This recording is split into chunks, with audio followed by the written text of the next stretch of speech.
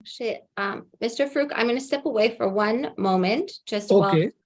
I'm going to grab a glass of water. I realized All I right. didn't do that. Okay. I'll be 1 minute. All right.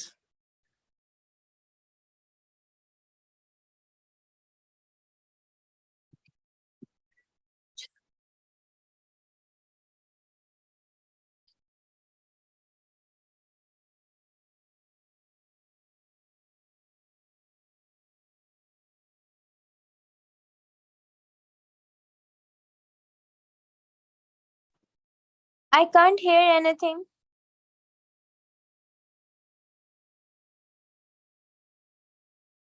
Ma'am has actually stepped away for a minute. She'll come back shortly. I'm Thank here.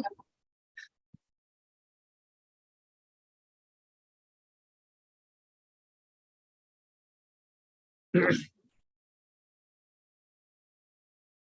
All right. So, Mr. Farouk, on my side, I'll be ready to go whenever, Yes, please start. whenever you want to start. Okay. Yes. Wonderful. So just begin here.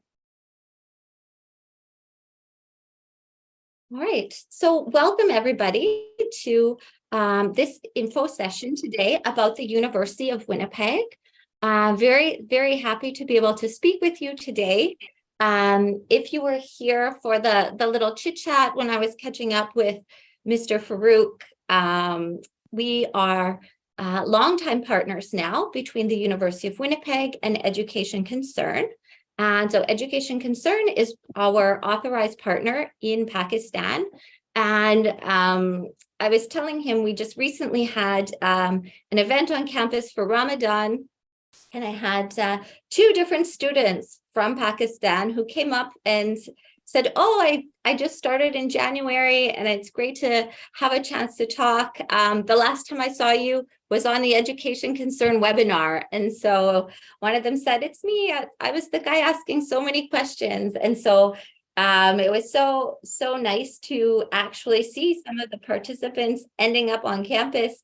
And so I'm hoping maybe today is the start of a long-term relationship between some of you and the University of Winnipeg. So my name is Ashley Dunlop.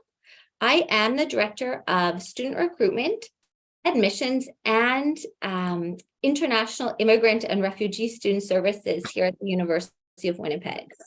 So I handle everything from answering questions from students about the programs that we have, the admission requirements, the costs, the processes, through to your admissions, submitting your documents, receiving that letter of acceptance, and then all the way to when you're actually a student here at the University of Winnipeg and hosting you at orientation or our various social events that we have on campus. And so it's really great to have a chance to talk with you all today.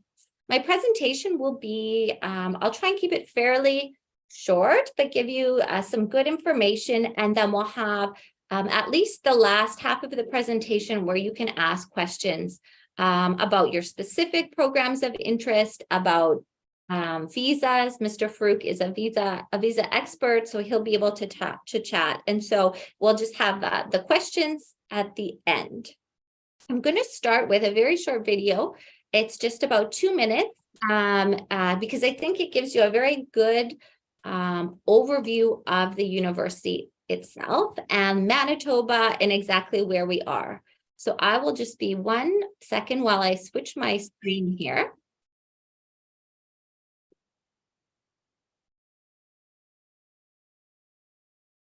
Share screen.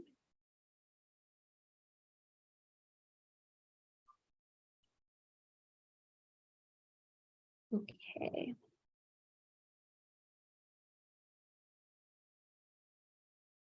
This is the video I would like to share with you all today.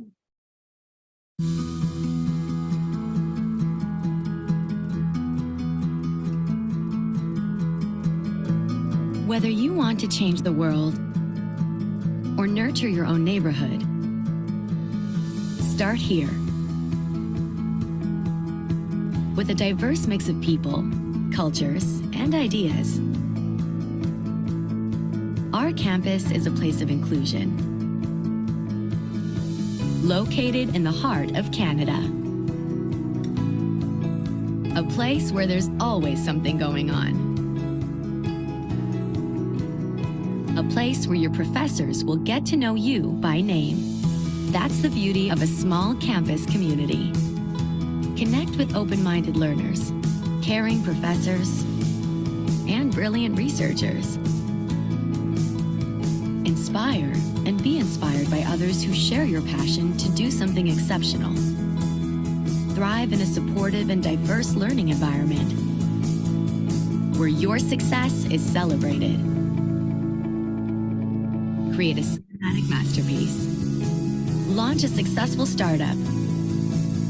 Shape young minds. Or find a cure. You're determined to achieve your potential. And we're determined to help you do it. Welcome to the University of Winnipeg. We can't wait to meet you. All right. I just really always like to share that video just because it gives a good overview of the place that we're going to be talking about. It also busts a few Winnipeg myths. So I believe I would not be wrong if probably lots of our students today have ideas about Canada, ideas about maybe the weather in Canada, about different locations in Canada. And so one of the things is I like to show it because it does show you that we are a 4-season country. So we do have winters where you'll get out and maybe try some winter activities for the first time, but we also have beautiful summers where it's plus 25, plus 30 degrees out, and people really enjoy the experience of getting to be outside.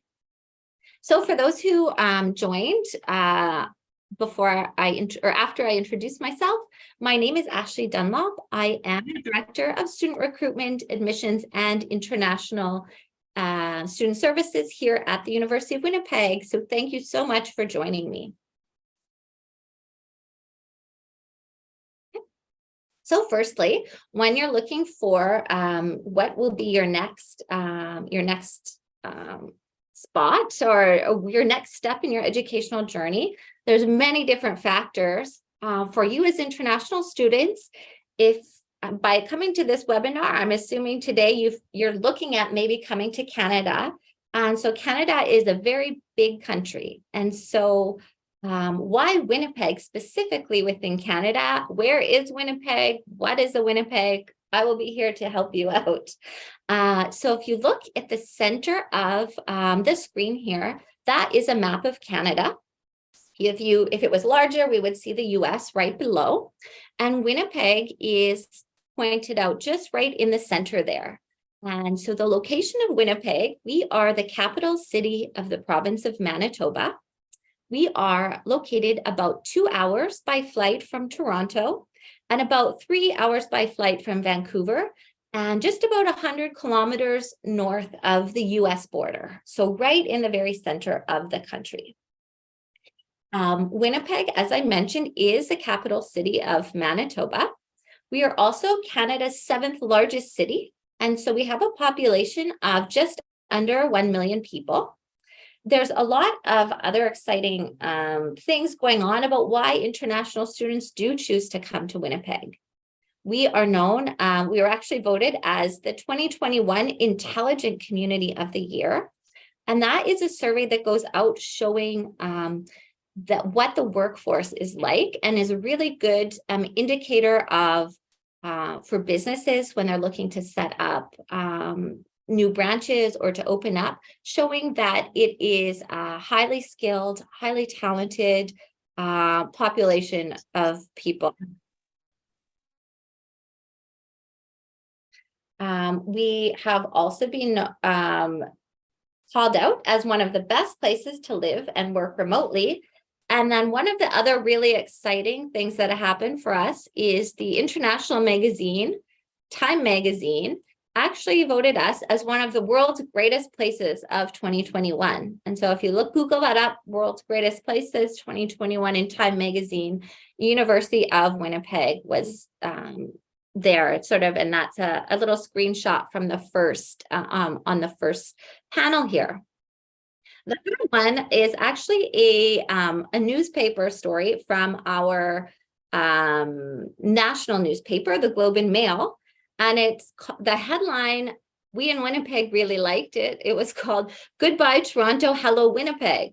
Are Canada young giving up their big city dreams?" And the point of that article was really showing about how even youth and students within Winnipeg, within Canada, in their 20s and 30s, were looking towards centers like Winnipeg, where the cost of living is more affordable, life is a little bit easier, and how within Canada, even there's been a trend towards settling in places like Winnipeg as people continue to see the benefits of looking at some of the alternative destinations. I'll just keep bragging about Winnipeg just a little bit longer. So we were voted one of North America's next 25 up and coming tech markets. And Winnipeg also is known for having a very stable economy. And I will talk about this quite a bit more because job prospects, career, the ability to settle, we know is a very important part of choosing where you're going to study. And so Winnipeg is really known for having a stable economy and some very strong economic growth. So the Manitoba advantage, there's a few reasons why our province, Manitoba, where Winnipeg is located, enjoys such a strong reputation within Canada. One is that we're known for having a very strong, stable, and diverse economy. So some of the major industries within Manitoba, our province, include aerospace. So for example, both Boeing has a large plant here, a huge plant here, Standard Aero. We have financial services, in particular insurance is a big hub here of Manitoba, biotechnology, digital media, manufacturing, information communication technologies, IT, and more. And so some of the companies that you would know, even that also have branches in the major cities of Pakistan, also have branches here in Winnipeg. So things like Pfizer has a plant in Manitoba, Ubisoft, Boeing, New Flyer, 3M. So even if you've never heard of Winnipeg itself, it is a place that has some international recognition and credentials and is well known across the country. Another reason, a main reason why lots of both international students and Canadian students choose to settle in Winnipeg is that we are known for having a very affordable cost of living compared to larger centers across Canada. So this here shows you, it's a chart. Winnipeg is at the top, and it has a few other major centers in Canada that you may know of. So for example, Calgary, Vancouver, Toronto. And we've kind of given you a price, an example of the price differential when you look at Canada, how much it can vary depending on where you choose to settle. So for example, in that first column there, average rent per month for 2-bedroom, Winnipeg is $1,600 on average for a 2-bedroom apartment. Looking at Calgary, Vancouver, Toronto, some of the other destinations in Canada, for each month, the cost for the same type of apartment, same size, is actually double. So for what you pay in Winnipeg, in Toronto, for 6 months of rent, you can pay in Winnipeg for the whole year. And so if you are looking for something that is more affordable or cost effective, looking at a city like Winnipeg is a really great option. That extends, of course, to things like houses. So that second column has a median house price. And so if you're looking at what happens after I finish my program and I settle, will I be able to settle in the city? Will I be able to afford a house, do all these things, sort of get this sort of Canadian dream stabilized? The price of a house in Manitoba, in Winnipeg, is still almost a third of the cost of major centers. And so we do see students who are living, graduating in Manitoba and who are able to get a really solid footing here for starting a family, starting a career, maybe moving their family over. And then finally, just another example of the monthly average expenses for a family of 3 and how they differ depending on where you choose to settle. So of course, a major expense when you are an international student is of course the tuition that you will pay. And so while we're affordable in terms of cost of living, that affordability also extends to the tuition as well. This is the average tuition rates, undergraduate tuition rates, broken down by province in Manitoba. So you'll see there, highest average is Ontario, about $45,000 per year. Manitoba is all the way down towards the end of the bottom sit there at around 18,000 Canadian dollars per year on average. And so again, I'm sure we have a few math and STEM and science students. You can see that the cost of 1 year in some other cities can get 2.5 years in Manitoba, with that average tuition for Canada, 36,000. And then Manitoba coming in at 18. So a significant cost savings per year.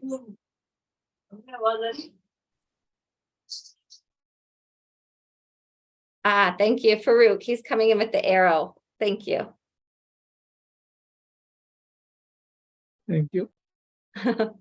All right. The other reason why, if you've heard of Manitoba, or if you have friends who are studying in Manitoba, or know family who have settled in Manitoba, probably a lot of it is because of the really strong immigration options that are available for immigrants who choose Manitoba.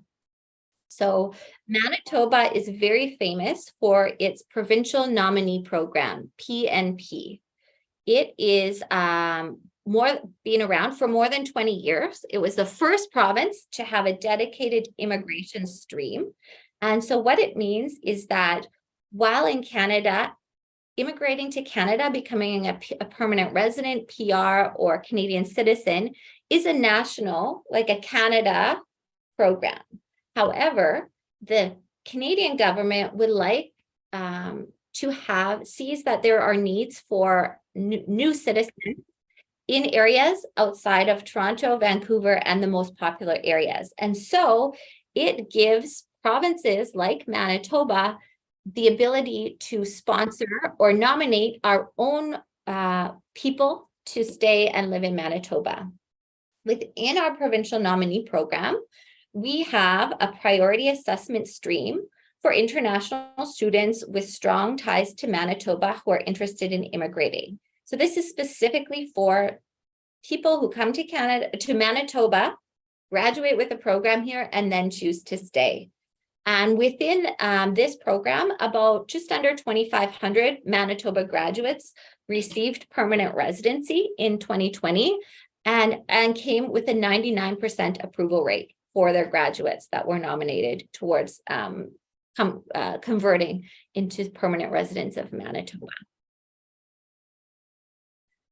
So how it works specifically, within the PNP program, we have a career employment pathway. This is for post-secondary graduates, so university college graduates who find long-term employment in Manitoba in an in-demand occupation consistent with their training or education. If you meet these conditions, you are eligible to apply to the PNP program immediately after you graduate and obtain your job offer. And so this is really a fast track compared to some other regions where there's more competition for those spots. The other thing that is really great, I think, for you to look at as you're doing your research. So the Manitoba government produces a list. It's called the In-Demand Occupations List. This list is a public list provided by the government, and it is pretty self-explanatory. It's careers in Manitoba that are in demand. If you look at that list, you're going to see accountants, human resource professionals, biologists, database analysts, programmers, statisticians, physiotherapists, social workers. It's a huge list. And so a lot of times when I meet with students, I ask you, what are the job prospects? What are the career prospects? And I say, look at this list, look at the type of things that are in demand here in Manitoba and the opportunities that you could have through that. Okay, now that's a little bit about Manitoba itself. I'm going to go more into the University of Winnipeg itself. So we are a university located right in the heart of downtown Winnipeg. This is a site, actually, this photo was actually taken from the rooftop of the building that I'm talking to you from right now. And this photo here is also a photo taken from the front steps of our campus. So the University of Winnipeg is about 10,000 full-time students. So that makes us a medium-sized Canadian university. So what that means for you as a potential student, we are large enough that we have many different programs and opportunities. There's more than 65 different majors that you can take. We have a great gym. We have an indoor football and soccer field. We have more than 55 student groups going on, but it's small enough that you can find your sense of community here. Coming as an international student, you may know some people. That will be great when you come, but for most of you, your first months on campus will be the time when you are making connections with new students, trying to set up your network here. And our classes and our size is small enough that you will see the same people in class every day. Your professor will get to know you. You'll be able to sit in the same seat every day and get to know the person sitting next to you so that if you need the notes or you want a study partner. So it's kind of best of both worlds in terms of size. We have more than 1,600 international students from more than 90 countries. I'm very proud to say that we have a really growing number of students from Pakistan. Mr. Farouk and I will get into the visa streams at the end of this presentation, but there were some very, very positive visa changes that happened right before the COVID pandemic in 2019. And that slowed down the growth of Pakistani students at the University of Winnipeg and in Canada a little bit. But since things have resumed post-pandemic, we're really seeing great visa success. And that means a real increase in numbers of Pakistani students who are getting visas and starting here. We also have great research opportunities, 55 plus student groups, and as well as great international student support services that will help you with everything from immigration, academic advising, social cultural activities. At the University of Winnipeg, we have 5 different areas of study. I today will mostly talk about undergraduate studies, which are bachelor's degrees, but we also have an English language program, the collegiate, which is a high school on campus, professional, applied, and continuing education, PACE programs. Those are post-degree diploma programs in sectors related to IT and business, as well as graduate studies, some master's programs. In undergraduate studies, we offer 3- and 4-year bachelor's degrees.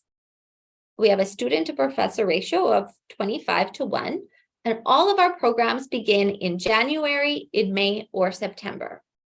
Right now, our next open intake is September. And then if you apply for September, you would receive a letter of acceptance, an LOA, that would be valid for 2 intakes. So you could apply for September for fall.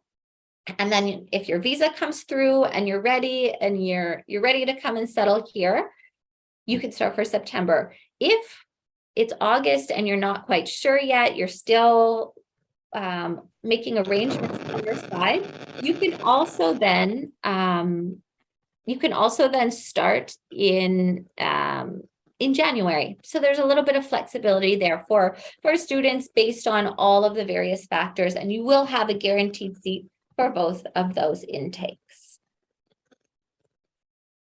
Okay, so for international students in bachelor's degrees, we have 4 faculties. We have Faculty of Arts, that gives Bachelor of Arts degrees, and we have 26 different majors within that program. Sorry, I was just hearing a little bit of feedback and seeing if I could fix it. Stopped. 26 programs. So some of the popular ones in the Faculty of Arts: criminal justice, psychology, theater and film, history, communications. So a wide variety there. Business and economics is very popular with international students and has great career outcomes. So we offer a Bachelor of Business Administration, a BBA degree. We offer a 3-year general business degree where you can graduate, have a BBA, and begin working. We also offer specializations, which are 4-year programs, and they are in areas like accounting, HR, marketing, international business, and supply chain management. We also have economics and finance.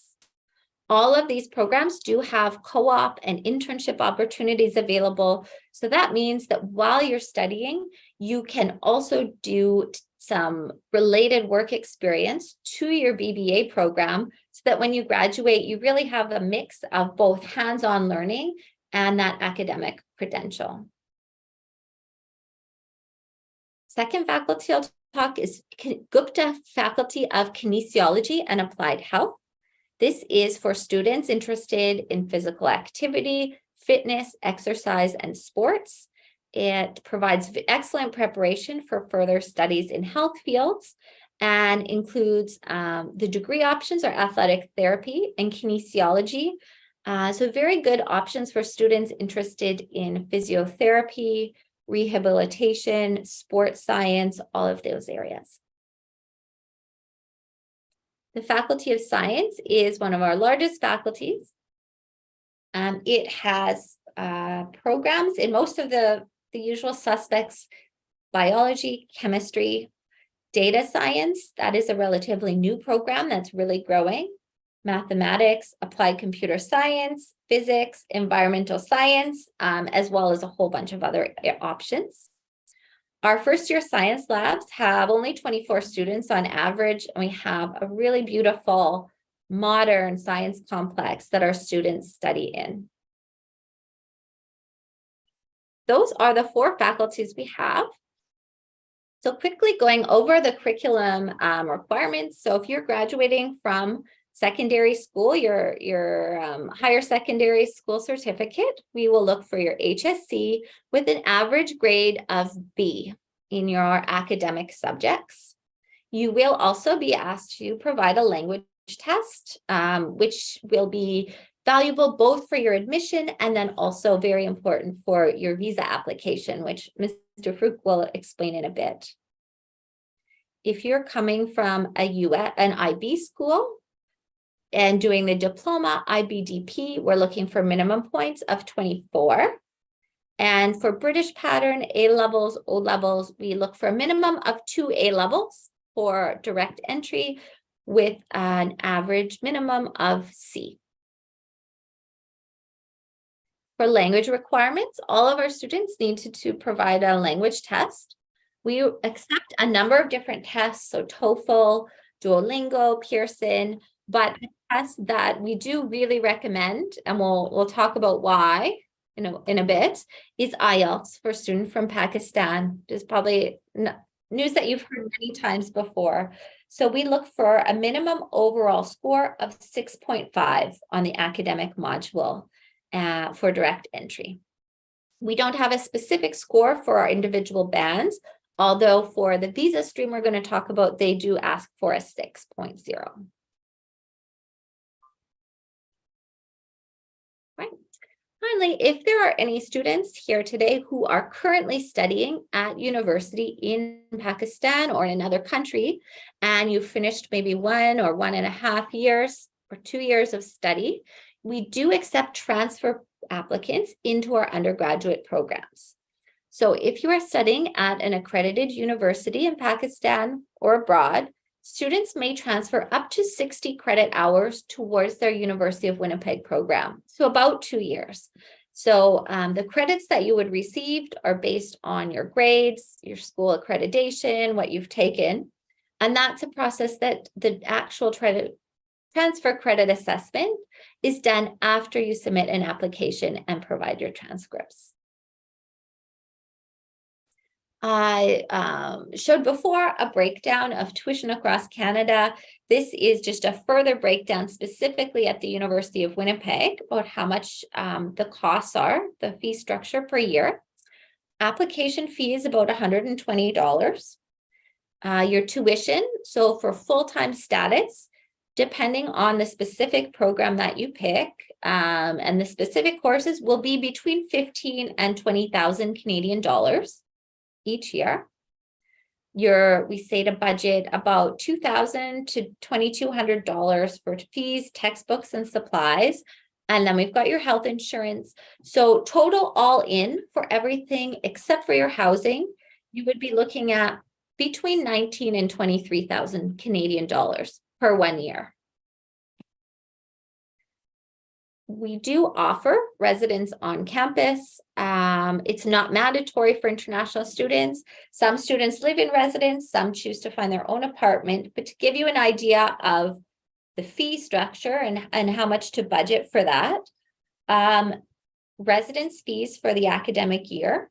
So to live in our dorms with a meal plan would cost you just over 10,000 Canadian dollars. And to live in our houses where you have your own room, but maybe in a shared house with other students and no food included would be about 5,200. So on average, budget about 10 to 12,000 Canadian dollars for the cost of your stay. Again, I keep going on about the affordability, but it's just such a strong reason to seriously look at the University of Winnipeg. Here's sort of a tuition comparison across Canada. You'll see University of Winnipeg, business tuition is about 19,000 Canadian dollars. Looking down that list, we're at 35,000 for Alberta, up to over $50,000 for University of British Columbia or Toronto. And so this is just a city where really you can have great opportunity, and you graduate with a Canadian university government accredited diploma that can take you into any career, can take you to master's programs or PhDs at any universities, Canada, US, or worldwide. So a lot of flexibility. We kind of think of it as a bit of a hidden secret. For scholarships, we don't have any fully funded scholarships at the University of Winnipeg. We do have some scholarships, entrance scholarships. However, we have our President's Scholarship for World Leaders. This is around 5,000 Canadian dollars for undergraduate students. We also have a special entrance scholarship, which is between 1,000 and 3,000 Canadian dollars, depending on your final average. The one thing to note, our scholarship deadline for September has passed. That was May 1st. And so if you are looking for a scholarship, that would be the next intake that's open with scholarship is January. How to apply? It's very easy process online. And you have the benefit here of Mr. Farouk, an education concern, who are our partners in Pakistan.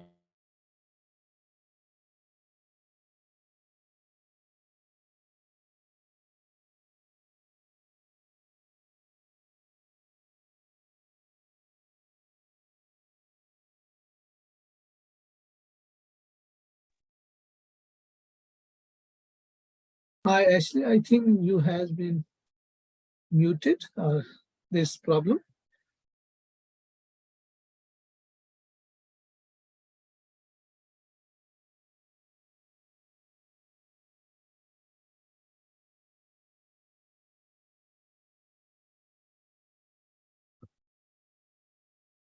Students, just wait for a few moments. She's joining again.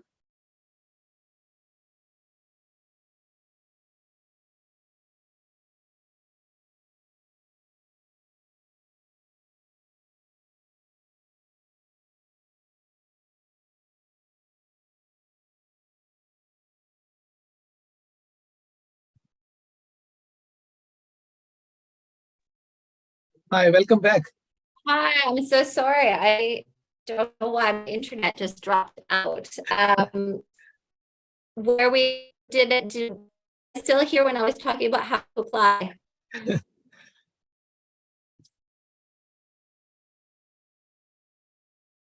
Farouk, make me a co-host again so I can Yes, resume.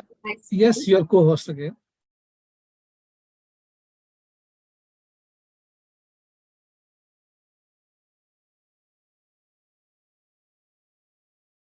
My apologies, everyone.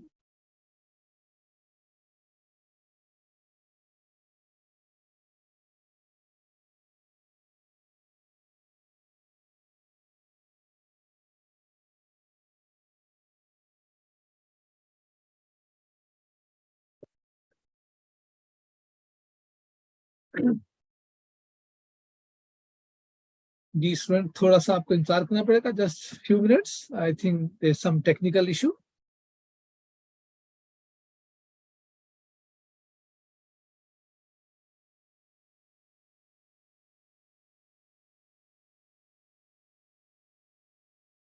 Meanwhile, जब तक वो online होती है, I think I should tell you something about STS policy, under which you will apply your visa. So, student direct stream, which is very famous nowadays, and due to this policy, students are getting visa within 21 days. Under this policy, you just need to fulfill 3 main requirements. Number 1, please hold on. I'm just making.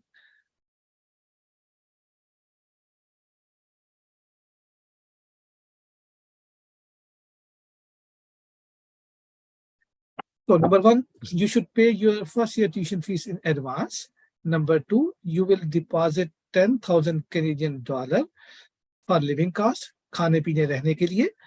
Number 3, you must have IELTS with 6.5 band or 6 overall and no less than 6 in any single module. And if you fulfill these basic requirements, you can get your visa without interview and without parents' bank statement. तो SDS policy जो इस वक्त famous है पाकिस्तान में, जिसमें पाकिस्तान को luckily 2019 में include किया गया बाय द कैनेडियन गवर्नमेंट, उसमें आपने अगर 3 रिक्वायरमेंट पूरी कर दें तो ना तो आपको पेरेंट्स की बैंक स्टेटमेंट चाहिए और ना ही आपका इंटरव्यू होगा. और वो 3 रिक्वायरमेंट बहुत ही सिंपल सी हैं, very easy to understand. Number 1, आपने हर सूरत में आइल्स करना है 6 बैंड या 6.5 बैंड के साथ और किसी मॉड्यूल में 6 से कम ना हो.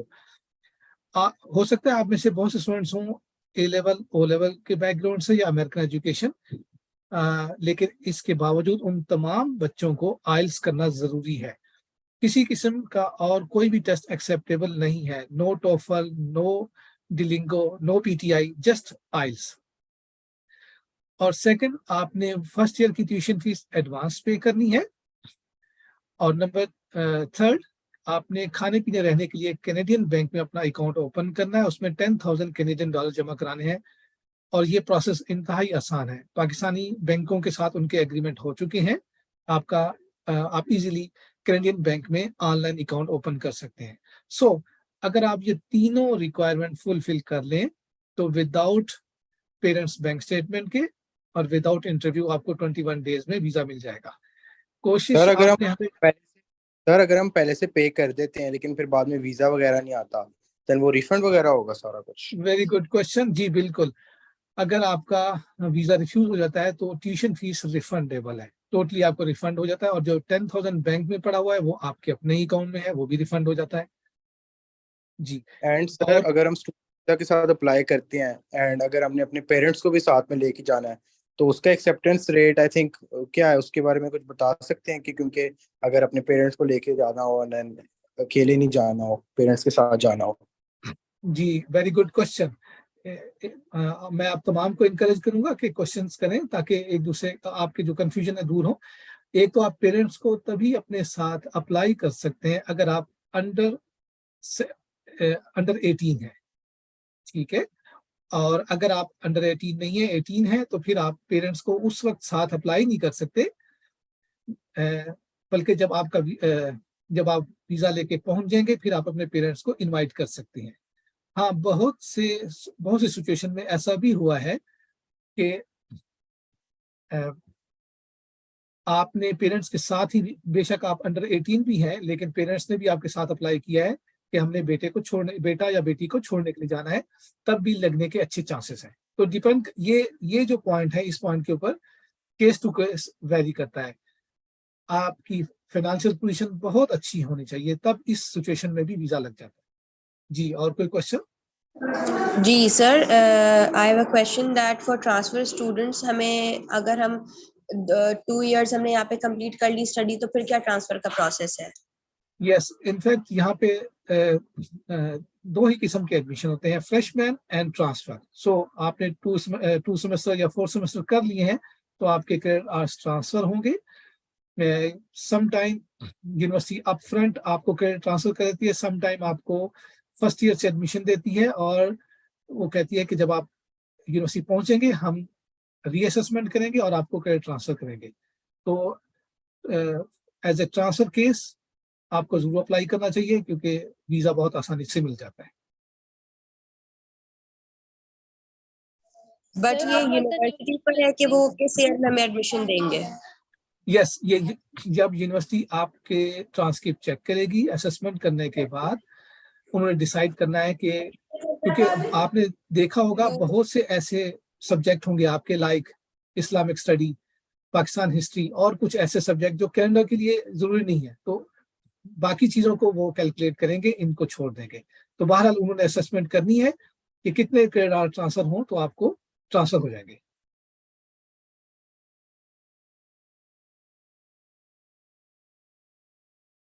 सर, एक इंटरनेशनल स्टूडेंट का केस था जिसके अंदर उन्होंने फीस जमा करवाई थी और उनका जो है वो बाद में वीज़ा नहीं लगा। आई थिंक इंडियन स्टूडेंट थे और ये पिछले 3-4 महीने के अंदर की बात है। तो जब रिफंड की उन्होंने बात की तो उधर की गवर्नमेंट ने मतलब रिफंड नहीं किया और पता नहीं वो केस हाई कोर्ट में भी उनके भी गया था। तो जब कोर्ट में गया था तो उन्होंने फिर ये वाली बात की थी कि मतलब आप जो है बगैर फीस जमा करवाए भी वीज़ा के लिए अप्लाई करते हैं। तो is it valid for Pakistani students as well? Very good question ji. पहली बात तो ये है कि हर यूनिवर्सिटी की अपनी अपनी रिफंड पॉलिसी है और यूनिवर्सिटी ऑफ विनिपेग की पॉलिसी बहुत सिंपल है। अगर वीजा रिफ्यूज होता है तो आप फौरी तौर पे रिफ्यूजल लेटर दें, आपको रिफंड मिल जाता है। और दूसरा जो आप बात करें विदाउट ट्यूशन फीस, यस, आप लोग विदाउट ट्यूशन फीस भी एडमिशन वीजा अप्लाई कर सकते हैं, लेकिन आप SDS पॉलिसी से आउट हो जाएंगे जिसमें वीजा बहुत आसानी से मिल रहा है, ठीक है। नॉन SDS पॉलिसी में आपका डिले भी बहुत है और रिफ्यूजल भी बहुत है। तो मैं आप स्टूडेंट्स में से किसी को भी ये रिकमेंड नहीं करूंगा कि वो नॉन SDS पॉलिसी में जाएं, जो कि पुरानी पॉलिसी है। आपको ये आपने देखा होगा 2019 से पहले स्टडी इन कनाडा का इतना ज्यादा वो नहीं था, डिमांड नहीं थी, लेकिन जैसे ही वीजा रेशो अच्छी हुई है SDS की वजह से, तभी से स्टडी इन कनाडा बहुत इस वक्त हॉट केक बना हुआ है। क्योंकि स्टडी, एक मिनट में क्वेश्चन जरा आखिर में कर लेते हैं, एक दो चीजें और भी बताता हूँ। जब आपका वीजा लग जाता है, ड्यूरिंग स्टडी आप पार्ट टाइम जॉब कर सकते हैं, during winter summer vacation full time job, और यूनिवर्सिटी ऑफ विनिपेग में मोस्टली ऐसे प्रोग्राम है जो कोऑप ऑप्शन पे ऑफर करते हैं। कोऑप का मतलब ये है कि अगर आपने बैचलर डिग्री में जाना है और 8 सेमेस्टर हैं तो 2 सेमेस्टर आपके वर्क के होंगे, आप जॉब करेंगे और आपको उसकी सैलरी मिलेगी और वो प्रोग्राम का हिस्सा भी होगा, तो उधर से भी अर्निंग है। फिर आफ्टर स्टडी आपको वर्क परमिट मिलेगा और यूनिवर्सिटी ऑफ विनिपेग जिस एरिया में है, मैनिटोबा में, उसकी प्रोविंशियल पॉलिसी ये है कि आफ्टर स्टडी 2 इयर्स के वर्क परमिट के बाद जैसे ही आपके 6 मंथ मुकम्मल होंगे अभी, तो आप PR अप्लाई कर सकते हैं। तो PR भी इस प्रोविंस में बहुत फास्ट है। जी, अब बताएं कोई क्वेश्चन हो? जी अस्सलाम वालेकुम सर। सर ये प्रोग्राम नहीं होने के लिए ना, मतलब मेडिकल रिलेटेड कोई हेल्थ केयर, मेडिसिन वगैरह, नर्सिंग वगैरह, कौन से कोर्स बेटर रहेंगे मेडिकल के लिए? ठीक है, एक मिनट जरा होल्ड करेंगे, मैं जरा उनका टेक्निकल इशू जरा रिजॉल्व कर लूं। जी जी सर, जरूर करें।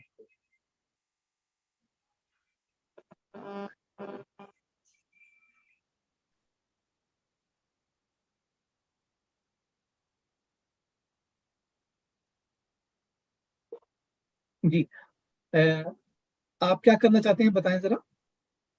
जी सर, मैं पूछ रहा हूँ कि मेडिकल के रिलेटेड जो प्रोग्राम्स हैं यूनिवर्सिटीज में, उन्होंने बताया है कि कोई नर्सिंग वगैरह या कोई हेल्थ केयर, मेडिसिन वगैरह जो प्रोग्राम्स होते हैं मेडिकल रिलेटेड, इस यूनिवर्सिटी में क्या है?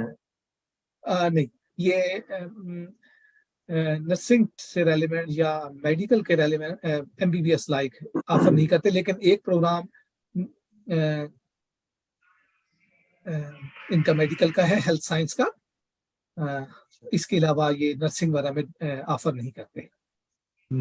हेल्थ सर मेरा साइंस। एक क्वेश्चन है। जी बोले।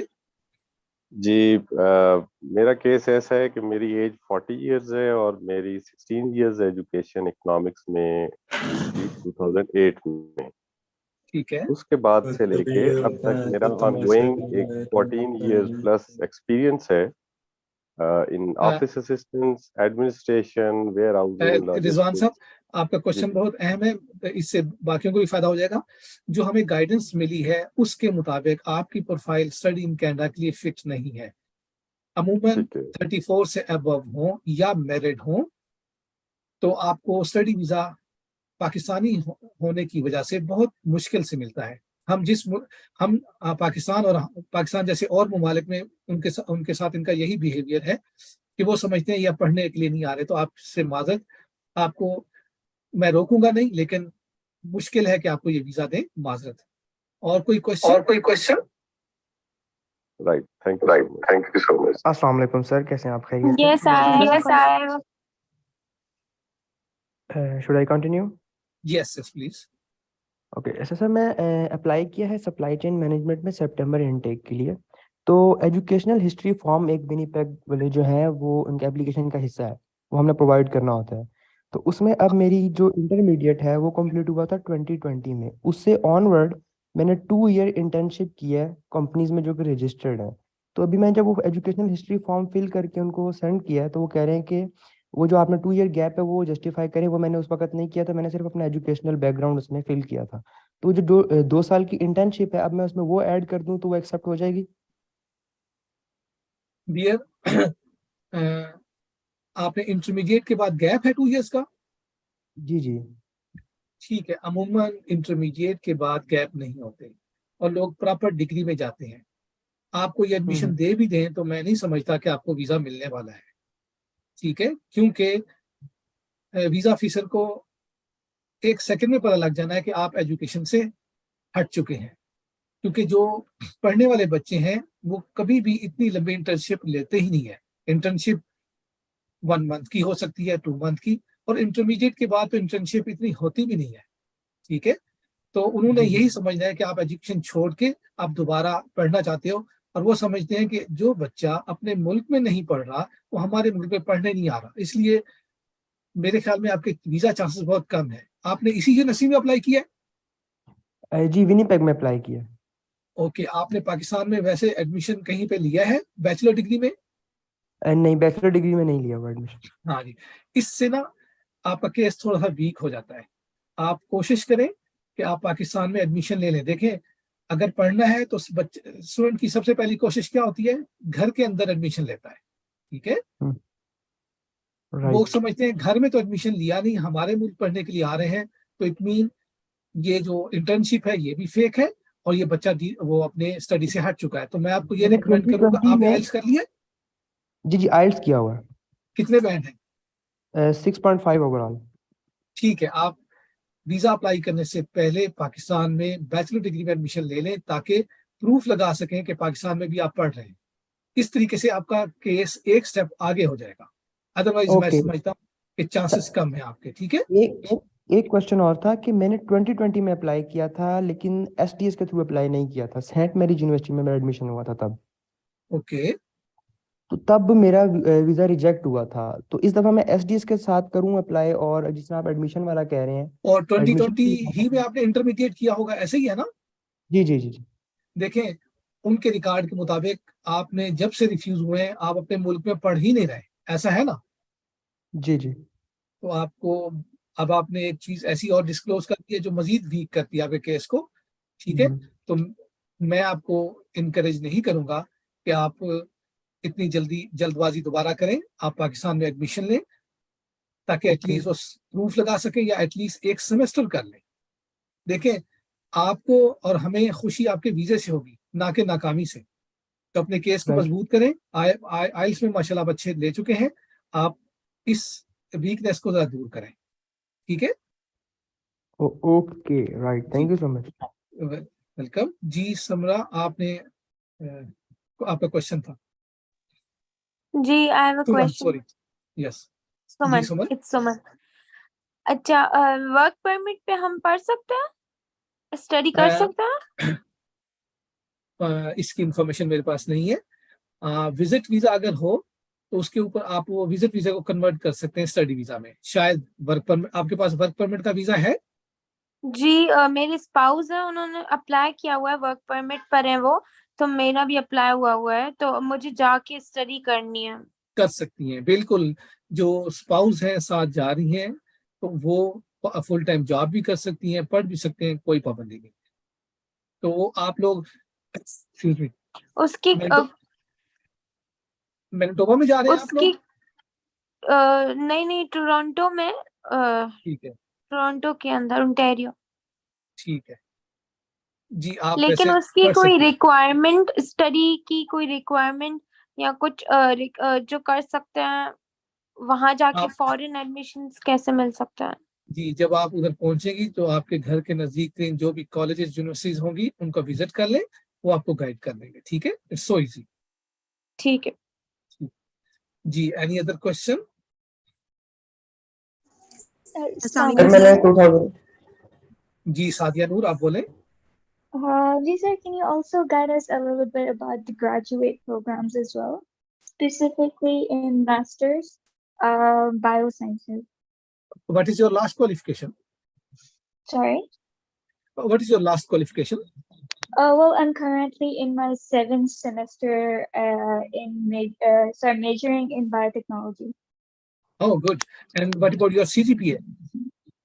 My CGPA is around 3.4.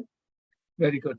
Yes, you will apply in master for master degree and you need 6.5 band. और बायोलॉजी के लिए मैं आपको रिकमेंड करूंगा यूनिवर्सिटी ऑफ विंडसर, जो ओंटारियो में है, टोरंटो सिटी के साथ, उसमें अप्लाई Sorry, करें। can you repeat that? जी, मैं आपको टाइप कर देता हूँ। वो Okay. बायो के प्रोग्राम मास्टर डिग्री में ऑफर करते हैं। विंटर 2024 के एडमिशन ओपन है, ठीक है? अच्छा, जब तक जो मैडम एशले आती हैं, मैं आपको थोड़ा सा ओवरव्यू दे देता हूँ कनाडा का। इस वक्त कैनेडियन स्टडी या स्टडी इन कनाडा इसलिए हॉट केक बना हुआ है पाकिस्तानी स्टूडेंट्स के लिए क्योंकि वीजा रेशो बहुत हाई है, इजीली वीजा मिल जाता है।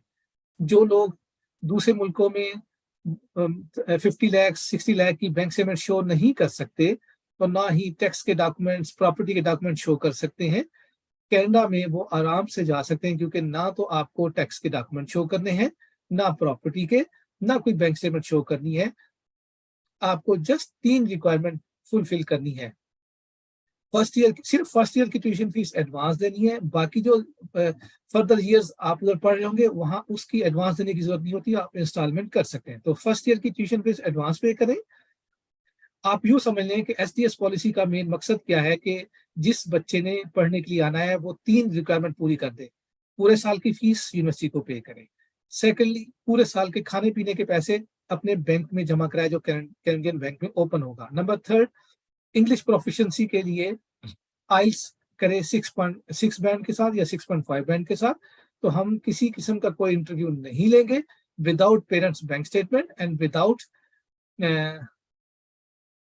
एनी फर्दर डॉक्यूमेंट्स आपको वीजा मिल जाएगा। यहाँ पे एक पॉइंट और भी क्लियर कर दूं, जिन पेरेंट्स के पास प्रॉपर्टी के डॉक्यूमेंट्स हैं, बैंक स्टेटमेंट एक्स्ट्रा मौजूद है, उन्हें एज ए एडिशनल डॉक्यूमेंट्स के तौर पे लगाने में कोई हर्ज नहीं है, मैं उनको मना नहीं करूंगा। 80% of our students in 3 basic requirement को फुलफिल करके वीजा लेके जा चुके हैं। अगर आप SDS policy for Pakistan Google के ऊपर टाइप करें तो आपको कैनेडियन गवर्नमेंट की वेबसाइट पे ले जाएंगे, जहाँ पे ये तीनों रिक्वायरमेंट लिखी हुई है। तो जब भी कोई लॉ बन जाए तो उस लॉ से फायदा उठाना चाहिए। तो मैं आप तमाम बच्चों को ये रिकमेंड करूंगा कि आप SDS में ही वीजा अप्लाई करें। और आप पाकिस्तान के किसी भी शहर से हैं, आप जस्ट मुझे डॉक्यूमेंट्स ईमेल कर दें या व्हाट्सएप कर दें अपने डॉक्यूमेंट्स एडमिशन के लिए। और आप में से जिन बच्चों ने आइल्स करना है और उनके नज़दीक कोई अच्छा इदारा नहीं है, तो जूम के ऊपर हमारी ऑनलाइन आइल्स की क्लासेस भी होती हैं, वो आप अटेंड कर सकते हैं। सो आइल्स में, एडमिशन में, वीज़ा में हम तीनों पाथवे में आपकी हेल्प करेंगे A to Z, चाहे आप पाकिस्तान के किसी भी शहर से हों, क्योंकि मोस्टली चीज़ें इसमें ऑनलाइन हैं।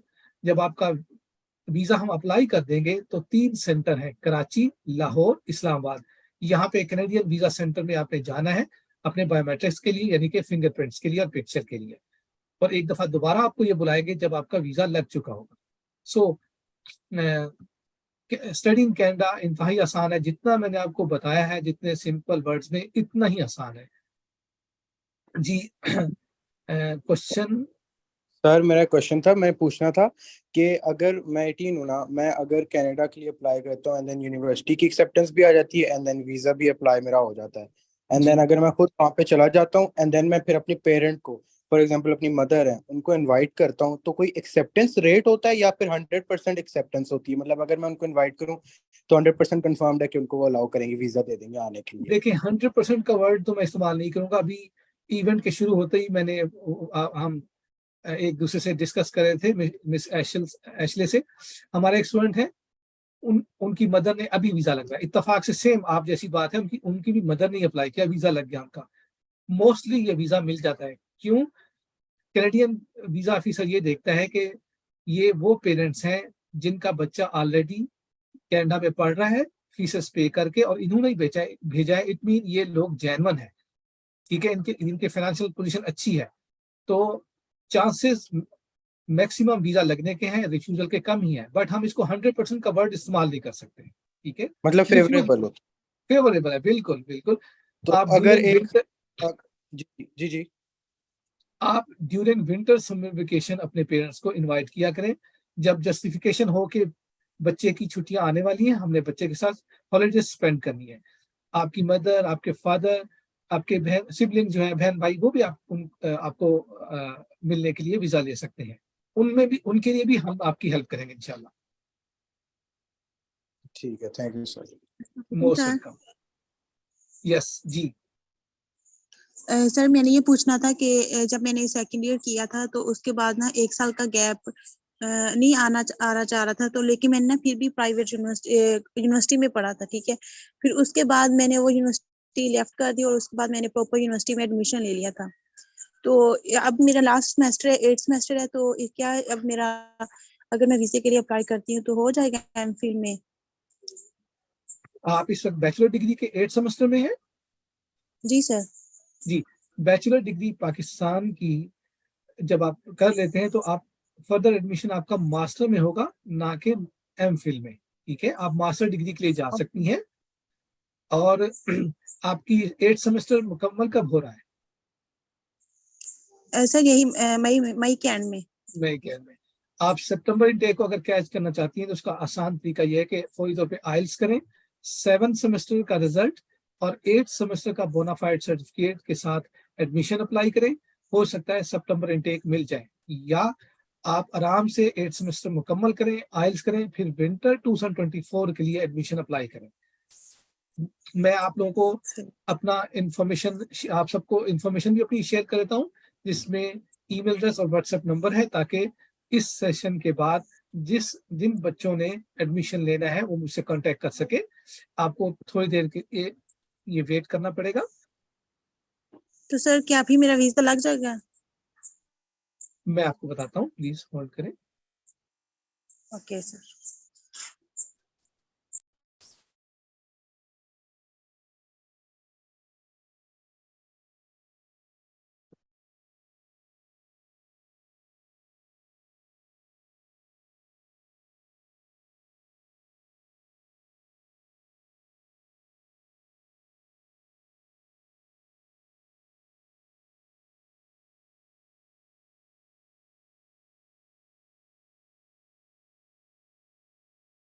जी ये मैं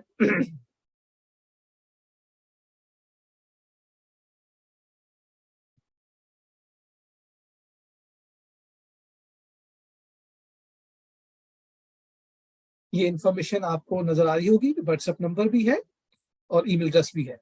जी आप दोबारा क्वेश्चन करें। हाँ यस, आपका वीजा लगने के अच्छे चांसेस हैं। आपका सीजीपीए कितना है? सर 3.01। गुड। आपने आइल्स बस करना है अभी। आप अभी सितंबर इनटेक लेना चाहती हैं या विंटर यानी कि जनवरी 2024 लेना चाहती हैं? सर मैं फौरन स्टार्ट करना चाहती हूँ, मतलब कोई गैप नहीं चाहती मैं। ठीक है। आपने 8 सेमेस्टर के ऊपर आपका हर्ज नहीं होना चाहिए, उसकी स्टडी के ऊपर आप आइल्स शुरू कर दें। जैसे ही आप आइल्स का एग्जाम दें, मुझे 7 सेमेस्टर का result, up to 7 semester, 8 semester का बोनाफाइड सर्टिफिकेट, आइल्स का रिजल्ट, मैट्रिक, इंटरमीडिएट, पासपोर्ट की कॉपी ये ईमेल कर दें। और सितंबर की क्लासेस होंगी। अगर वो आपको ना मिल सकी तो कोई परेशान होने की जरूरत नहीं, आपको नेक्स्ट इनटेक जनवरी मिल जाएगी और उसका वीजा अक्टूबर तक लग भी जाएगा। और किसी भी इनटेक का वीजा जब लगता है तो आप 1 मंथ बिफोर फ्लाई भी कर सकते हैं। Okay sir. जी सर ये व्हाट्सएप का नंबर आपका, इंफॉर्मेशन जी आपसे ये ले व्हाट्सएप, सकते हैं फिर? जी बिल्कुल ये मेरा व्हाट्सएप नंबर है, आप फोन करके इन्फॉर्मेशन ले सकते हैं। आप सबसे रिक्वेस्ट सिर्फ ये है कि ड्यूरिंग ऑफिस टाइम ही फोन करें तो बेहतर है, 10 AM to 6 PM। ठीक है, okay right sir, thank you. Welcome. अस्सलाम वालेकुम। जी वालेकुम सलाम। जी जनाब। सर मैंने पूछना था कि सितंबर इनटेक के लिए जो वीजा फाइल की डेट है, लाइक वो कितना पहले होना चाहिए तो ठीक है? आपकी क्वालिफिकेशन क्या है? सर मैं केस आपके साथ अप्लाई किया हुआ है अलगोमा यूनिवर्सिटी में, सितंबर इनटेक में ग्रेजुएशन, ये प्रोजेक्ट मैनेजमेंट के लिए अप्लाई किया हुआ है, ग्रेजुएट सर्टिफिकेट। वेलकम जी। आपके अगर कोई मुश्किल तो नहीं अब तक, कोई हर स्टेप ठीक जा रहा है? जी सर, सर ठीक जा रहा है, पर मैंने अभी जीएसई पेमेंट के लिए अप्लाई किया हुआ है बैंक के थ्रू, तो बस उसका वेट कर रहा हूँ। मैं वैसे पूछ रहा था कि टाइम। आपको लास्ट ईयर की प्रैक्टिस बता देता हूँ। उन्होंने कैनेडियन वीजा ऑफिसर्स ने ये इंस्ट्रक्शन जारी की थी कि कोशिश करें 15 मई तक वीजा अप्लाई कर दें। तो आपके पास अभी भी टाइम है, तो लेकिन आपने 15 मई का इंतजार नहीं करना, जितनी जल्दी हो सके। ठीक है, ठीक है सर। अस्सलाम वालेकुम सर। वालेकुम सलाम। जी जनाब। सर वो आपसे क्वेश्चन था कि मैंने ना बिजनेस ऑफ बैचलर किया है बिजनेस एडमिनिस्ट्रेशन में और उसके बाद मास्टर्स भी किया हुआ, तो मुझे किस प्रोग्राम में अप्लाई करना चाहिए? ओके, आपने मास्टर डिग्री कब किस साल की थी? सर 2022 में कंप्लीट हो गई थी। ठीक है, आप मैरिड हैं? No sir. Okay right. और जॉब कर रही हैं? जी सर। ठीक है, आप मैक्सिमम एजुकेशन तो ले चुकी हैं, लाइक 4 इयर्स की बैचलर डिग्री है, 2 इयर्स की आपकी मास्टर डिग्री है, तो आपका नेक्स्ट बनता है एमफिल या पीएचडी। लेकिन आप एक सेकंड मास्टर भी कर सकती हैं, but there must be some proper reason कि आप ये क्यों करना चाहती हैं। लाइक अगर हम कोविड के दौरान जो एक्सपीरियंस हुआ है पूरी दुनिया को, वो ये हुआ है कि डिजिटल मार्केटिंग का जो फील्ड है वो बहुत आगे आई है। तो अगर आप मास्टर डिग्री डिजिटल मार्केटिंग या मार्केटिंग में करें तो आपके वीजा मिलने के चांसेस अच्छे हैं। इसके अलावा किसी भी प्रोग्राम में मास्टर में करेंगे तो वो उन्होंने कहना है कि आप तो ऑलरेडी मास्टर किया हुआ है, उन्होंने आपको वीजा नहीं देना। सो थोड़ा सा आपने यूनिक सा प्रोग्राम सिलेक्ट करना है। स्पेशलाइजेशन पहले फाइनेंस में है, बैचलर्स की भी और मास्टर्स की भी। ओके ठीक है राइट। और जॉब किस फील्ड में कर रही है? कैशियर। ठीक है, इसका मतलब है फाइनेंस ही, आप अकाउंटिंग एंड फाइनेंस ही आपकी फील्ड है। जी तो सर। ठीक है, अगर आप समझती हैं कि आपकी अपनी ही कंपनी में आप समझती हैं डिजिटल मार्केटिंग की अच्छी फील्ड है और आपका माइंड उसमें चलता है, तो आप ऐसा कह सकती हैं और एडमिशन आपको अप्लाई करना चाहिए। और आइल्स 6.5 या 7 बैंड आप ले लेंगी? जी सर इंशाल्लाह। ठीक है राइट। चले, मेरा व्हाट्सएप नंबर आपके पास है, मुझे आप कल फोन कर लें। Okay okay sir. जी ठीक। अस्सलाम वालेकुम सर। जी वालेकुम सलाम जी Sir, वहीद साहब। I did bachelor's in architecture and I'm looking for master's in architecture. And could you please send us the details about the scholarship in Canada? Okay, what about your CGPA? How much? CGPA is 4 out of 4. Good माशाल्लाह, ठीक है। तो आपने कोई university देखी जिसमें आपका programme हो? नहीं सर, अभी तक नहीं देखी है। I'm graduated in 2019 and I'm doing job now. ठीक है। हमारे पास जो ऑप्शंस हैं उसमें आर्किटेक्ट इंजीनियरिंग का प्रोग्राम तो नहीं है। आप यूनिवर्सिटी Okay. खुद से कोई देखें, एडमिशन अप्लाई करें, वीजा में इंशाल्लाह हम आपकी हेल्प करेंगे। ठीक है, Thank you sir. Welcome sir जी मैंने and- पूछना था कि कितना कोई टाइम पीरियड होगा बिफोर अ स्टूडेंट या फिर a person can invite the parent over. For example अगर जनवरी के सेशन के अंदर हमें एडमिशन मिलता है नेक्स्ट ईयर के, तो कितना टाइम गैप होगा बीच में जी बिफोर आई कैन जी इनवाइट? जनवरी इनटेक के बाद जो नेक्स्ट हॉलीडेज आ रही होती है वो ईस्टर हॉलीडेज होती हैं अप्रैल में, और फिर समर हॉलीडेज हैं। ठीक है, जून में शुरू होती हैं। तो उसके मुताबिक आपने कम से कम 3 महीने पहले वीजा अप्लाई करना है पेरेंट्स का। ठीक है, ठीक है सर। सर मुझे ये पूछना था कि एसडीएस में भी रिजेक्शन के चांसेस होते हैं? यस बिल्कुल, स्टूडेंट डायरेक्ट स्ट्रीम एसडीएस में भी रिजेक्शन के चांसेस होते हैं। अगर तो आप उसमें उनको रीजन अगर आपकी प्रोफाइल पसंद नहीं आई, कोई गैप है, स्टडी छोड़ी हुई है, वो समझ सकते हैं कि ये बच्चा पढ़ने के लिए नहीं आ रहा, क्योंकि अगर इसने पढ़ना होता तो सबसे पहले अपने मुल्क में स्टडी शुरू करता। ये उन्होंने सोचना ही सोचना है। तो मैं नहीं चाहता कि आपके खामखा वीजा फीसेस ज़ाया हो, उन्होंने आपके साथ यही सलूक करना है। तो आपको बिरादराना मशवरा मैं दे रहा हूँ कि आप हर सूरत में पाकिस्तान में एडमिशन लें। आइल्स आपका 2 इयर्स के लिए वैलिड है। देखें, दूसरी दफा रिफ्यूज हो गए तो फिर तीसरी दफा भी आपका प्रॉब्लम पड़ जाएगा, इसलिए अभी थोड़ा सा इंतजार करके तो तसल्ली उसमें से ये तरीका हो सकता है कि अभी मैं सितंबर में एडमिशन ले लूं और जनवरी में मैं अप्लाई कर दूं कनाडा के लिए। Very good. और जब आप जनवरी में अप्लाई कर रहे हो जनवरी इनटेक के लिए, तो आप 1 सेमेस्टर कर भी चुके होंगे। ठीक है, तो आप एज ए ट्रांसफर जा रहे होंगे। ओके, ठीक है, देखें बैठे बिठाए आपको रिफ्यूजल की क्या जरूरत है। ठीक है, राइट, इसलिए आप थोड़ा सा इंतजार करके करें। Okay sir, thank you so much. Most welcome. Sir मैंने 2018 में जो है ग्रेजुएशन की हुई है, अब मैं मास्टर्स के लिए अप्लाई करना चाह रहा हूँ।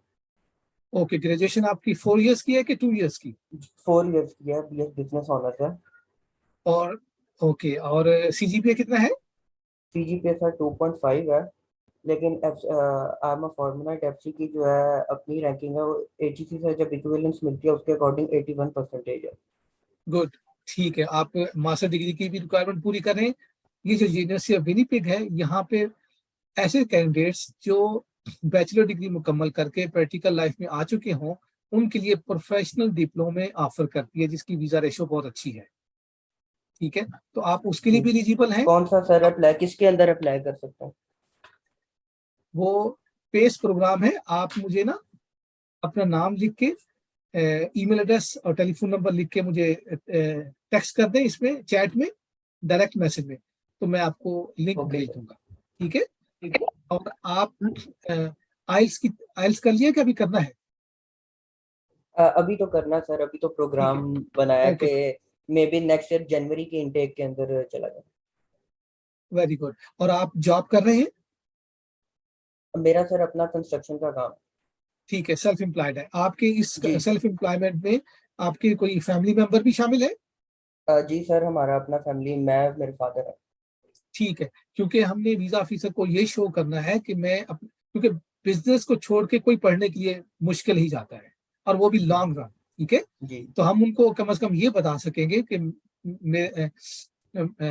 मेरी एब्सेंस में मेरे फादर मेरे बिजनेस को हैंडल कर रहे होंगे, जो कि मेरे पार्टनर है, और ये हमारा फैमिली बिजनेस है, और मैं कनाडा में भी ड्यूरिंग स्टडी इस बिजनेस को इसकी टेक केयर करूंगा। तो इस तरीके से जब आप करेंगे तो ये जस्टिफाई करता है कि हाँ, आपको फर्दर स्टडी के लिए जाना चाहिए। ठीक, और सर इसके अंदर क्या मतलब फ्यूचर के अंदर जो है ये 2 साल की डिग्री के बाद वहां पे पीआर मिल जाएगी? यस बिल्कुल, वहां पे स्टडी इन कनाडा फेमस ही इसलिए है कि वहां पे पीआर मिलता है, हर स्टूडेंट को और मिलता है। सर ये जो पेस प्रोग्राम हैं ये भी 2 इयर्स के हैं कि 2 ईयर से लेस भी हैं? ये 1 ईयर का भी है, 2 इयर्स का भी है।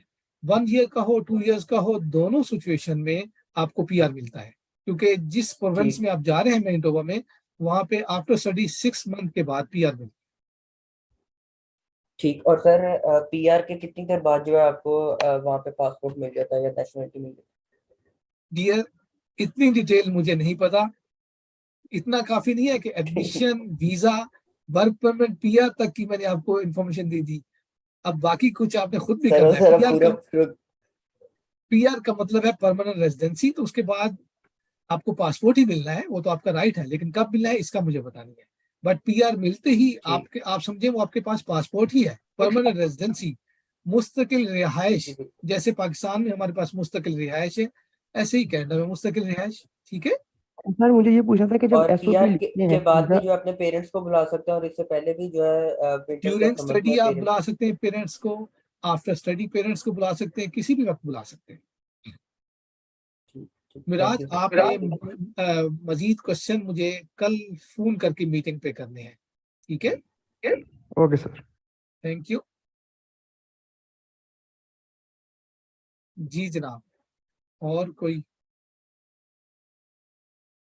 तो मेरे ख्याल में आज आपको एसटीएस पॉलिसी का तो तमाम को पता लग गया होगा। बेशक आपकी ए लेवल ओ लेवल एजुकेशन है या अमेरिकन आपके पास क्वालिफिकेशन है, आइल्स मस्ट है, और किसी किस्म का कोई टेस्ट नहीं एक्सेप्टेबल, सिर्फ आइल्स। वालेकुम सलाम। जी जनाब। सर क्या कहते हैं, ये जो आपकी फीस स्ट्रक्चर है इसके अंदर कोई इंस्टॉलमेंट वाला है road map?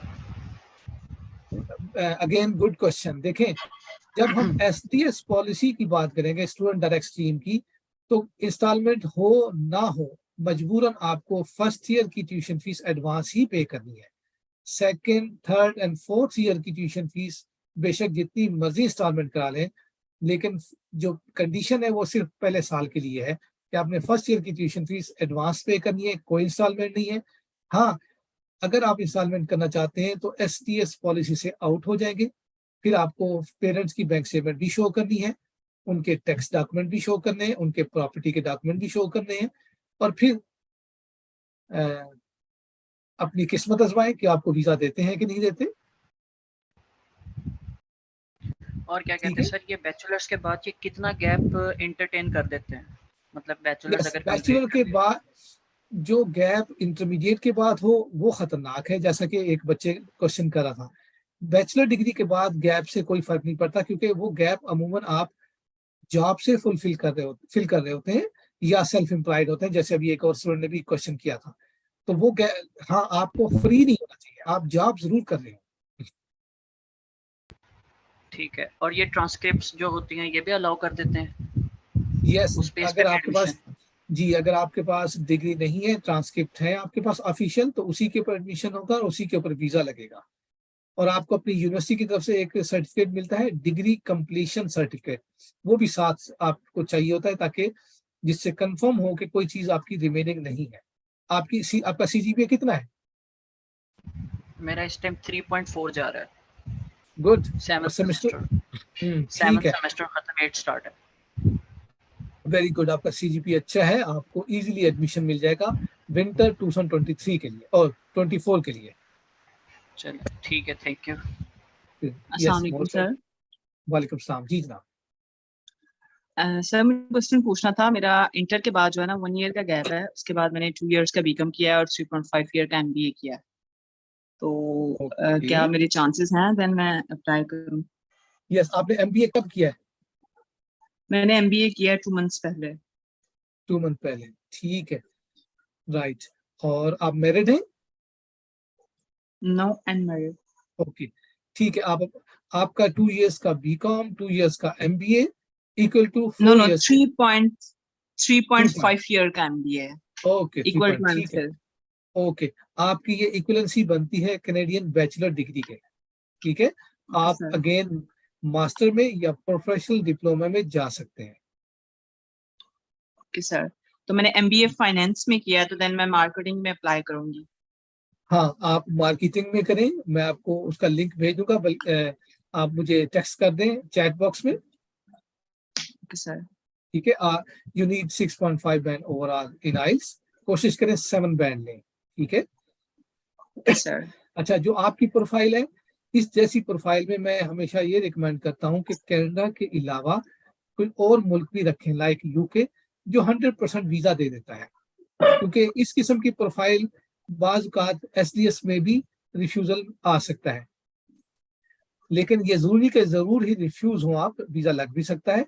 So in case of refusal of visa, आप यूके को जरूर कंसीडर करें, क्योंकि वहां पे जिस बच्चे को एडमिशन मिलता है उसको वीजा मिल जाता है, 100% वीजा रेशो है वहां पे। सर जी, और सर इसमें हम ऑस्ट्रेलिया में भी अप्लाई कर सकते हैं 6.5 यस ओवरऑल अगर हम बिल्कुल, IELTS लें ऑस्ट्रेलिया में तो? भी कर सकते हैं। मेरा ऑफिस आपको Canada, Australia, UK, US, Netherland, इन तमाम के लिए हेल्प करेगा। लेकिन फिलहाल आज जो क्वेश्चन है वो सिर्फ रेलेवेंट टू कैनेडियन स्टडी होने चाहिए। ठीक है ओके सर। जी, तो सर इसमें 6.5 और जी जी जी 6.5 बैंड ओवरऑल, और किसी भी मॉड्यूल में 6 से कम ना हो। सर मैंने ये पूछना था कि आइल्स के लिए कोई बेस्ट साइट्स हैं आपकी नजर में, तो आप बताएं प्लीज। जी, एक तो ब्रिटिश काउंसिल की वेबसाइट है, दूसरा आप कोशिश करें कोई इंस्टीट्यूट जरूर ज्वाइन कर लें। अगर आपको जूम के ऊपर ऑनलाइन पढ़ना है, जैसे देखिए अभी हम सारा एक दूसरे से बातचीत कर रहे हैं, एज ए क्लास ही आपको शो हो रही है, ऐसे ही हमारा जूम के ऊपर आईएलसी क्लासेस भी हैं, आप वो ले सकती हैं। और आप में से किसी भी बच्चे ने आईएलसी क्लास जूम के ऊपर लेनी है तो एक क्लास एज ए ट्रायल ले सकता है। अगर ट्रायल लेना हो तो जो ईमेल लिखी हुई है इसके ऊपर आप अपनी रिक्वेस्ट भेज सकते हैं। Okay sir.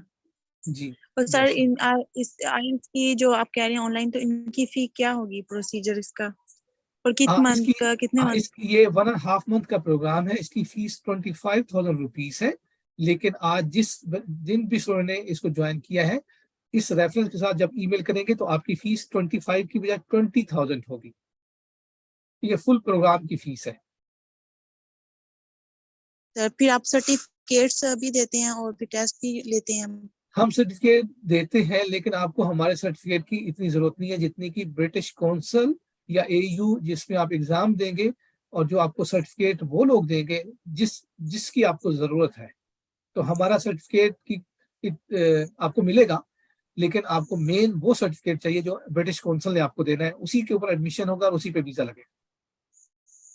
Okay right sir, thank you sir. Most excuse me sir, जी, is PTE acceptable in Canada? Sorry, Is PTE acceptable in Canada? जी अगेन वेरी गुड क्वेश्चन, और ये मैंने थोड़ी देर पहले बताया भी है कि आइल्स के अलावा कनाडा में कोई भी टेस्ट एक्सेप्टेबल नहीं है अगर आप एसटीएस पॉलिसी पे जा रहे हैं।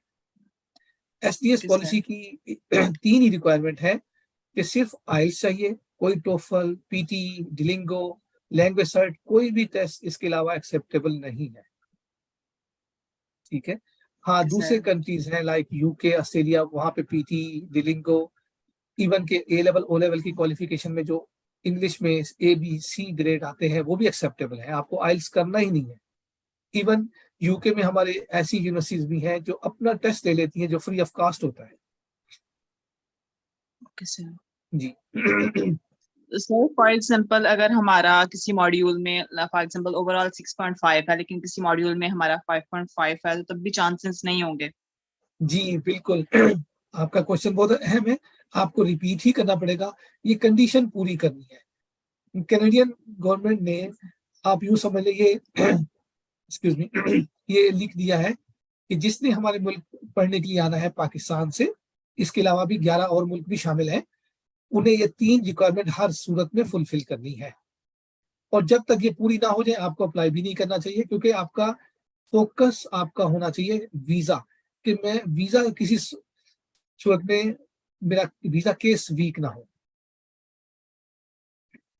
Okay sir. जी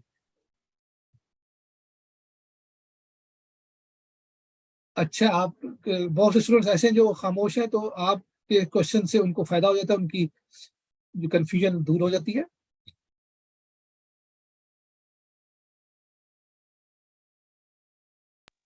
सर समटाइम हमारा वीजा लेट हो जाता है, तो इसकी क्या रीजन होती है कि अगर हम हमारा काम है जी, तो सिर्फ नहीं कोई ऐसा? कैनेडियन जी, कनाडा एक ऐसा मुल्क है जहाँ पे वीजा लेट होने के बावजूद एक तो वीजा रिफ्यूज नहीं करते।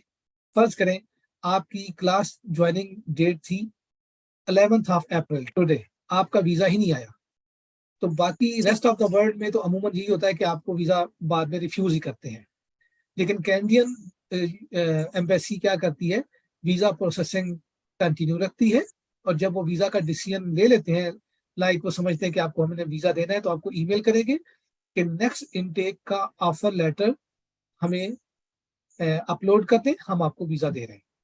तो ऐसे बच्चे जो लेट हो जाएं, कतई घबराने की जरूरत नहीं है, वो आराम से वेट करें ईमेल का। जब डिसीजन आएगा तो वो एम्बेसी खुद उनसे डेफर लेटर नेक्स्ट इनटेक का मांग लेगी, जो आप आराम से ले सकते हैं। सही, ओके सर, थैंक। सर अगर हमने जिस ग्रेड्स पे अप्लाई किया होता है यूनिवर्सिटी में, अनफॉर्चुनेटली अगर वो ग्रेड नहीं आता, तो कोई कंडीशनल बेसिस होती है, ये क्या सीन होता है? यस, ये अक्सर होता है कि आप होप लेटर या प्रेडिक्टेड ग्रेड्स लेटर के ऊपर एडमिशन ले लेते हैं और वीजा भी ले लेते हैं और उधर पहुंच भी जाते हैं, ठीक है। लेकिन आपका जो जब रिजल्ट आता है तो उससे कम है, आपको ABC ग्रेड तक चाहिए थे जो आपने होप लेटर में शो किए, लेकिन आपके D और E आए हैं। तो अब ये यूनिवर्सिटी डिसाइड करेगी कि उन्होंने आपके साथ क्या सलूक करना है। अमूमन D तक वो एक्सेप्ट कर ही लेते हैं। अगर E आए तो हो सकता है वो आपको कहें कि जिस सब्जेक्ट में आए हैं आप उसको दोबारा से यहीं पे प्रिपेयर करें, तो वो आपको अकोमोडेट करते हैं मोस्टली। आपका क्वेश्चन यही था ना? जी सर। जी, बहुत कम चांसेस, अभी तक हमारे किसी बच्चे को उन्होंने वापस नहीं भेजा, क्योंकि ये हादसा अक्सर बेशतर होता रहता है। आपके जो स्कूल हैं, beacon house, LGS city school, अमूमन स्कूल आपकी प्रोग्रेस को देखते हुए एक एवरेज होप लेटर देते हैं अच्छी होप के ऊपर, लेकिन सम टाइम बच्चे उसमें कम लेते हैं तो यूनिवर्सिटीज अकोमोडेट करती है। अभी तक हमारे किसी बच्चे को वापस नहीं भेजा गया। तो आप किस, ठीक है सर, आप थैंक यू। किस, हाँ, आपकी क्या क्वालिफिकेशन है, किस स्कूल में पढ़ रहे हैं आप? सर मैं पाकटेक में पढ़ रहा हूँ और मैं A लेवल्स कर रहा हूँ। ओके, पाक तो लाहौर में कि इस्लामाबाद में? लाहौर। लाहौर में, ठीक है, ओके, राइट। और AS कर रहे हैं कि A लेवल कर रहे हैं? A level. A लेवल, इससे पहले आपने AS किया है? नहीं सर। ठीक है, और कितने पे आपने सब्जेक्ट रखे हुए हैं और कौन कौन से हैं? 3 सब्जेक्ट्स हैं, मैथ्स, फिजिक्स, कंप्यूटर, और उनके प्रेडिक्टेड ग्रेड 3Bs है। 3Bs है, ठीक है। और आगे पढ़ना क्या चाहते हैं? आगे आर्किटेक्चर के लिए अप्लाई किया था लॉरेंशियन यूनिवर्सिटी में। ओके, ठीक है, बिल्कुल। गुलाम मुर्शद जी, मेरे ख्याल में आपसे मेरी मुलाकात हुई, आपके अब्बू से भी, और मैंने उस जी वक्त भी जी। कहा था कि आपका नाम बहुत यूनिक है, ठीक है। तो अभी मैंने देखा है, जी सर। मेरी तवज्जो नहीं गई, तो मोस्ट वेलकम डियर। तो आपका एडमिशन तो प्रोसेस में है, तो अल्लाह ताला करे कि जल्दी जी आपका सर, आ जाए। Keep in touch with my office, okay? इंशाल्लाह। Most welcome. जरूर, thank you. Welcome.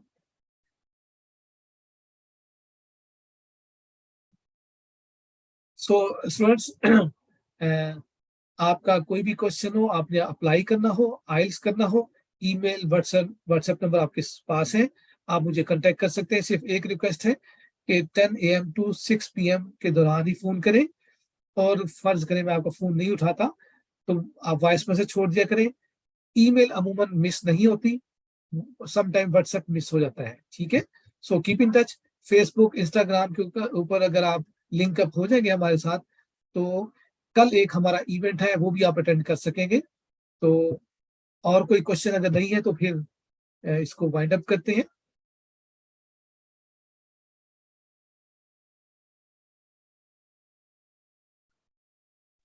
Okay sir, अभी तो कोई क्वेश्चन नहीं है, तो हुआ तो हम इंशाल्लाह आपसे जी, करेंगे। Thank you very much.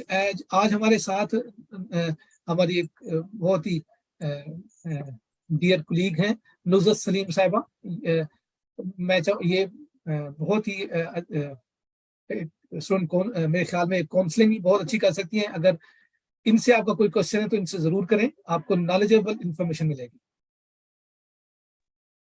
Hello, अस्सलाम वालेकुम। जी वालेकुम सलाम। So yes, if there are any students who want counseling, so they're most welcome to talk to me. You can give them my number, my WhatsApp number, if you wish. Yes, बिल्कुल, क्यों नहीं। Shall I give it to you now? Yes, please. आप text में डाल दें तो ये बच्चे देख लेंगे। तो डियर स्टूडेंट्स, आप इनके नॉलेज से फायदा उठाएं। माशाल्लाह इनकी बहुत एक्सपीरियंस है, तो आपको ऑनेस्ट ओपिनियन देंगी अपनी। Of course. जी। तो आप सबको माह रमजान मुबारक हो। अब आखिरी अशरे में है, दुआ में याद रखें।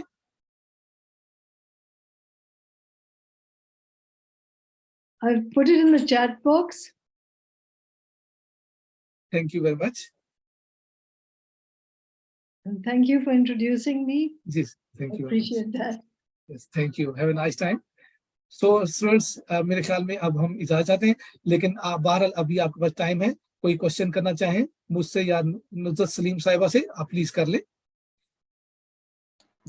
अस्सलाम वालेकुम सर। जी सर मेरा क्वेश्चन ये है कि अगर सितंबर इनटेक के लिए अप्लाई करना है तो एसटीएस के थ्रू ही, तो डेडलाइन क्या है कि तब कब तक हम फीस और वो जो बैंक के अंदर जो $10,000 हैं वो कब तक कर सकते हैं? जी, कोशिश करें 15 मई तक ये सारा कुछ कर लें। थोड़ा बहुत डिले होता भी है तो एंड ऑफ मई तक जरूर कर लें, इससे लेट ना हो। ठीक है, ओके, जज़ाकल्लाह। जी मोस्ट वेलकम। आपकी लास्ट क्वालिफिकेशन क्या है? सर मैंने 2022 में इंटर किया था, एफएससी प्री मेडिकल। और आइल्स? आइल्स भी 8 बैंड्स हैं। ओह गुड, ठीक है, राइट, ठीक है। आपने मुझे कल तक अपने डॉक्यूमेंट दे देने हैं, क्योंकि आपकी चीजें मुकम्मल हैं। आपको अप्लाई करना चाहिए, नंबर आपके पास है, ईमेल एड्रेस भी लिखा हुआ है। ठीक है जी, ठीक है सर। ओके, ठीक है, थैंक यू।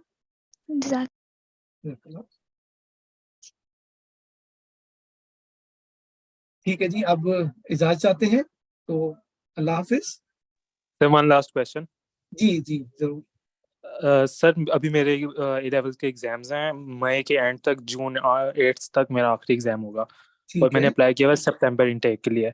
ठीक है। और सर अगर एसडीएस के थ्रू अप्लाई करता हूँ तो मैंने फिर आईएलटीएस भी देना है। जी। तो मैं आईएलटीएस की रिकमेंडेड क्या डेट होगी, मैं उस हिसाब से फिर प्रिपरेशन भी करनी है आईएलटीएस की।